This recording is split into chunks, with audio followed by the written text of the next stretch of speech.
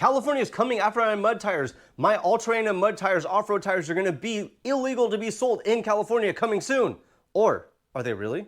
Let's look into this. I was kind of afraid of my mud tires being, or my all-terrain tires being banned in California here coming up in the near future. But I started looking into everything, and you might be surprised what I find out.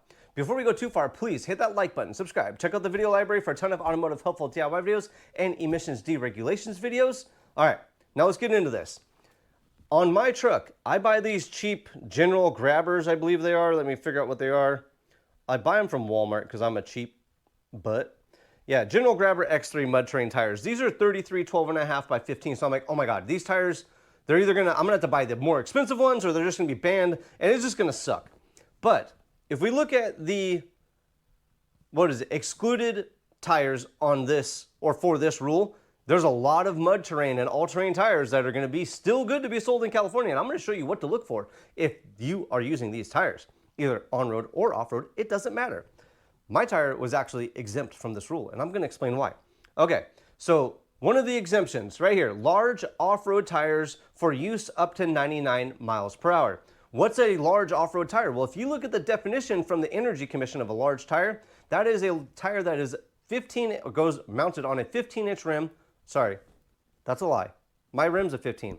It is a tire that exceeds 35 inches in overall diameter. So 35 or larger diameter is exempt from this bill if it has a Q rating of 99 miles per hour or less. Pretty much, most of your 35-inch tires are already exempt from this bill.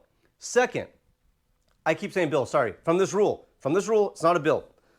A bill is what brought this rule into play, which I believe was, what is it? This bill, I didn't even write down the bill. Why wouldn't I write down the bill? Oh well, so a bill is what brought this rule change. All right, next, if the tire is a high load index tire, so 122 or greater load index tire is also exempt from this rule. And I was noticing a lot of mud tires are exempt because of the load index. Next, the third one, and which makes my tires exempt from this rule, are, where'd it go?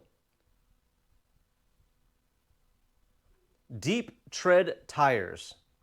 Deep tread tires. If you look up the definition of deep tread tires to the Energy Commission, that is a tire that comes with a tread depth greater of 1830 seconds. So anything with a tread depth greater than 1830 seconds is exempt from this rule. So I'm looking at my tires that I buy for the Silverado. These are the General Grabber X3 mud terrain tires. They howl going down the road too. So let's look at this tire. Let's look at the specifications real fast. I looked at this. I said tire load index 108. I'm like, crap, it's going to be exempt. I mean, it's going to be banned. I won't be able to get this tire. So I looked through the specs even more. I went down here to the bottom. Tread depth, 2130 seconds. This tread depth is greater than 1830 seconds. So this tire that I've been buying, this cheap General Grabber MT tire, it's 170 bucks right now, is going to be exempt from this rule. So is California really coming after your mud tires or all-terrain tires? Yes, in a sense, they're coming after the cheaper tires for sure. You'll notice that cheaper tires have a lower tread depth or a lower load range. And those tires are going to be the ones exempt for sure. Now, if you buy a more, I say more premium tire, and this is a cheap tire for sure. If you buy a more premium tire, most of those tires are still going to be able to be sold in California. So comment below. Let me know what tire you're using. And if you can't figure out if it's exempt or not, comment. Let me see if I can find it out for you. The easiest way to figure out is put in your tire size and the name of the tire, comma, specifications. You should be able to find the specifications on that tire fairly easy to know if your tire is going to be exempt when it comes to using an off-road tire. All right, stay tuned, like, subscribe, share. Check out the video library for a ton of automotive helpful DIY videos and emissions deregulations videos. I will see you on the next hopefully helpful video.